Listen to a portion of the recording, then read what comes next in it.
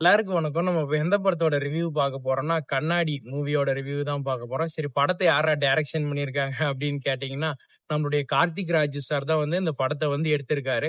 படத்துல யார் லீட் ரோல்னா நம்முடைய சுதீப் கிஷன் சார் வந்து நடிச்சிருக்காருங்க. ஒரு பேய் பட கான்செப்ட் எடுத்து நடிச்சுட்டாரா? இது ஒரு ஆச்சரியமா இருக்குது. சரி படத்தோட கதைக்கு போலாம். ஹீரோ வந்து காலேஜ் டைம்ல வந்து ஒரு பொண்ண லவ் பண்ணிக்கிட்டு, அவள சும்மா டார்ச்சர் பண்ணிக்கிட்டு ஒரு ஜாலியா சுத்திட்டு இருக்காரு. இவருக்கு வந்து வீட்ல வந்து ஒரு நாள் ஹீரோயின் வந்து இப்போ சண்டை போட்டுட்டாங்கன்னு சொல்லிட்டு வீட்ல ஒரு நாள் தனிமையில இருக்கிறாரு.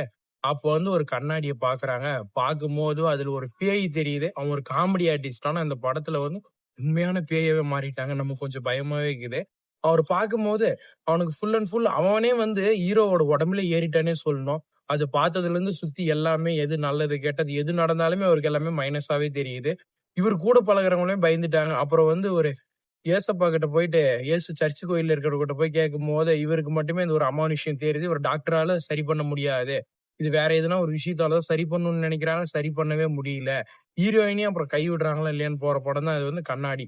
இந்த படம் பார்த்தீங்கன்னா, ஒரு த்ரில்லா ட்ரை பண்ணியிருக்காங்க. நான் உண்மையா சொல்லணும்னா, படம் வந்து ஒரு மொக்கன்னு தான் சொல்லணும். இவரு எவ்வளோ பெரிய ஆக்டரு. கா காமெடி படமா நடிச்சு விட்டு போயிட்டாரு.